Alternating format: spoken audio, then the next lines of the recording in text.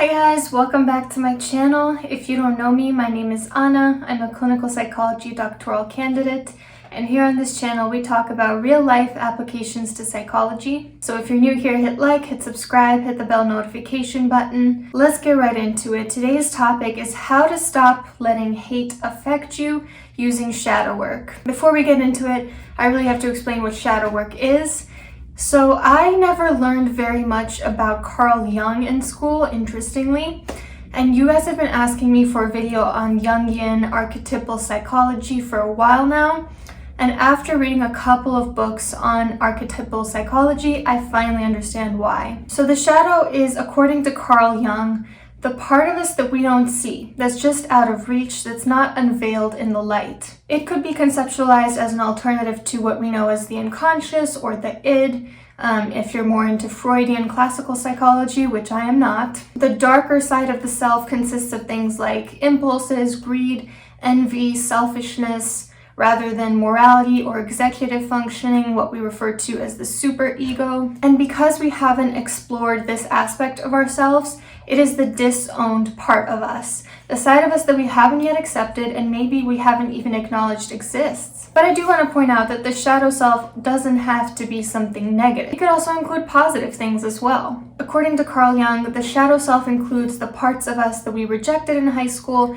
and through socialization. Like, for example, a lot of rage. If you have a lot of rage stored up in the shadow self, this could be because your parents discouraged throwing temper tantrums when you were young. It's not necessarily a bad thing to contain your rage, but it's also beneficial and healthy to acknowledge that side of you and to work on it consciously rather than simply denying its existence. What we don't acknowledge tends to sneak up on us, and we can't fix it unless it's brought to light.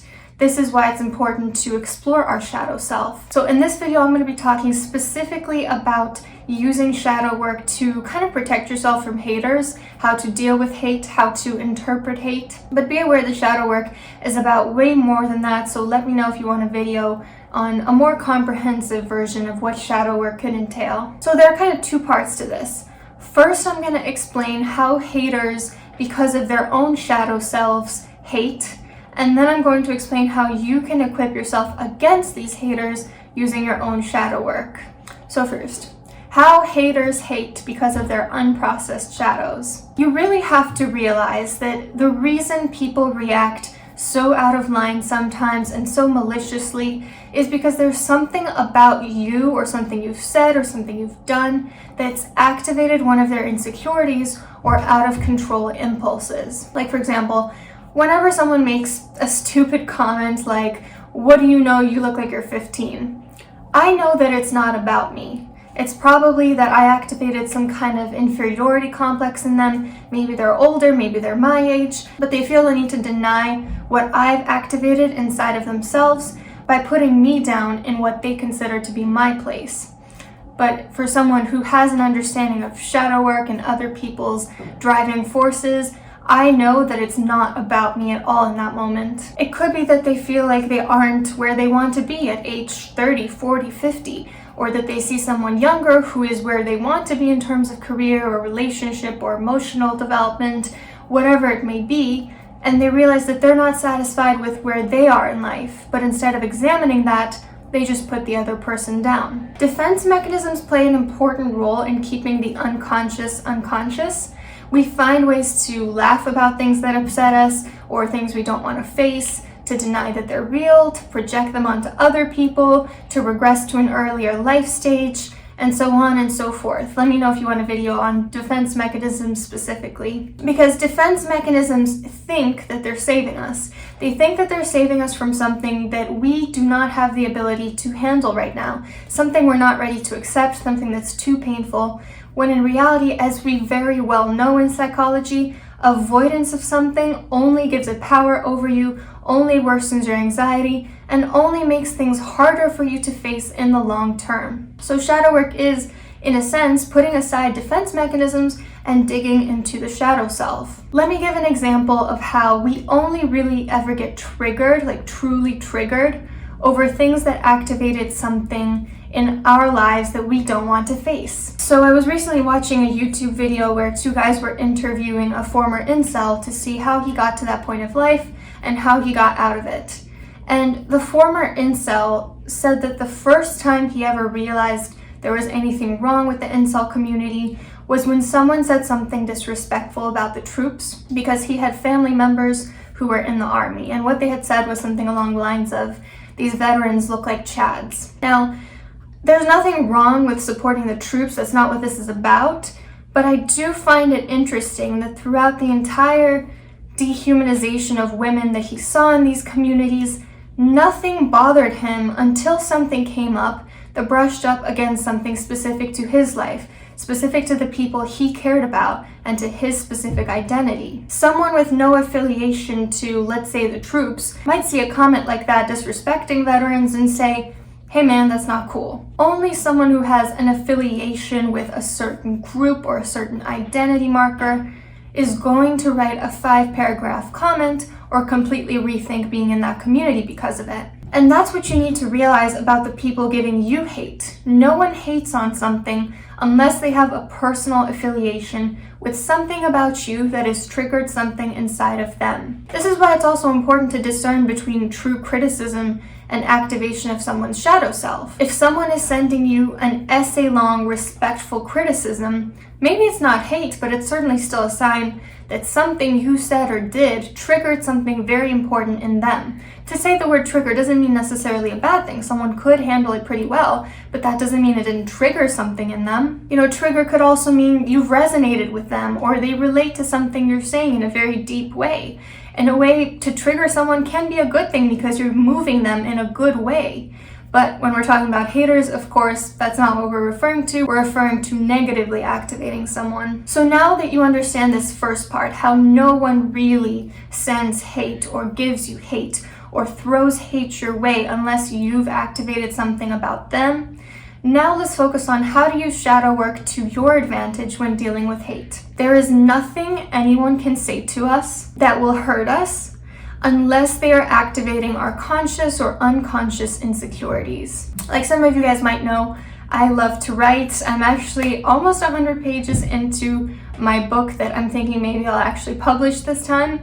But if someone were to say, "Your writing sucks," I would not care because I know that I'm a good writer. Maybe if they said, "This writing is overly floral in my opinion," I would be a little bit more defensive because I know that I tend to really embellish, really go hard with the imagery, all the senses, provide very vivid descriptions in my writing. And I sometimes worry that some people won't vibe with that. Although I ultimately feel that it's what makes my writing good, so I wouldn't be too worried about it. But if someone said, "You're a terrible writer," and I had an inferiority complex about my writing, then yeah, that would probably activate me. Sometimes, even when we're aware of our insecurities and trying to work on them, like for example, even if you talk to your therapist about how you have, let's say, imposter syndrome, they're still deeply rooted in the unconscious side of your mind. You get tiny glimmers of your insecurities every now and then, when the sun hits just right, or you see the insecurity at its most surface level, but you still have a world of digging to do in terms of, I see this insecurity, but have I really worked on it on a deep level? And that's what I've realized about the conscious-unconscious split in our minds. It's not really a harsh line. Most of our unconscious fears or desires or insecurities or complexes are things that we already thought about and maybe even talked about out loud. It's not that the unconscious is this locked dungeon, because then we would never be able to make the unconscious conscious because we would never have access to it. It's more like a garden where you have to dig deeper to get to the root of something. Maybe you see the weeds when they're showing up on the surface. You know something's there. So the shadow self or the unconscious is the soil in this analogy. And there's such great liberation in realizing that no one has the power to truly hurt you with their words because you have the power to work through whatever they've triggered in you. I used to open up YouTube and be kind of scared because every time I open it, I do see hateful comments.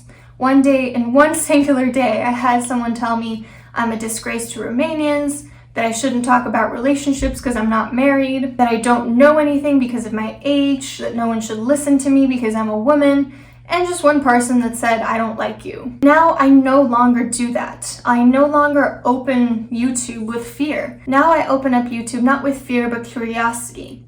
Not curiosity about the comments, mind you, but curiosity about what I'm going to learn about myself as a result of them. Because if I do get a comment that triggers something within me that I find myself thinking about for a few minutes after I've read it, I go ahead and examine why that is. And I gain knowledge about myself and grow as a person. The hate only strengthens me in the long run. So how do you do shadow work for dealing with hate more concretely? In your mental health journal or diary or a separate notebook, write down incidents that trigger or activate or bother you in some way and examine why that is. Try kind of like a free association where one thought triggers another thought, and then another, until eventually you get down to the root of the issue. And write them down even if they don't sound good, even if you're not sure if they're 100% true, because, defense mechanisms will do that. You'll have this doubt popping up in your mind being like, no, that's not it. No, that's ridiculous. Because really what they're saying is, you're not ready to uncover this. You shouldn't be looking at this and digging through the shadow. You have to get past that stage where you're thinking, no, I don't think there's any truth to this, or this is stupid, or maybe this isn't right,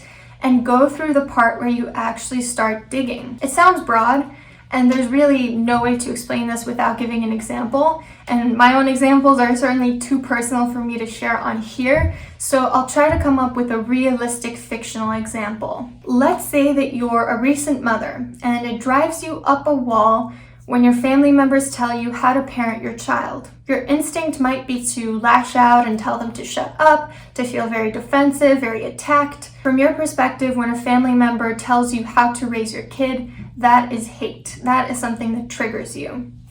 So let's dive deep and examine this. Why did this specific comment cause such a reaction for you? Well, it implies that I'm an incompetent mother. Well, why would you be an incompetent mother?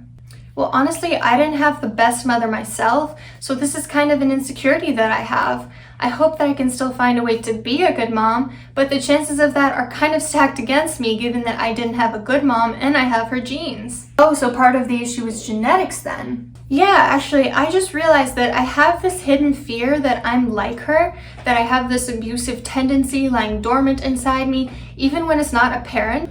I learned how to be manipulative from her, and that kind of terrifies me because I don't want to be like her.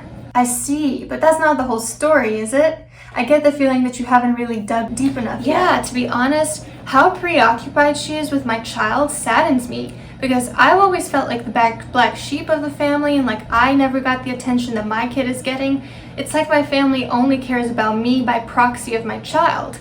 And, oops.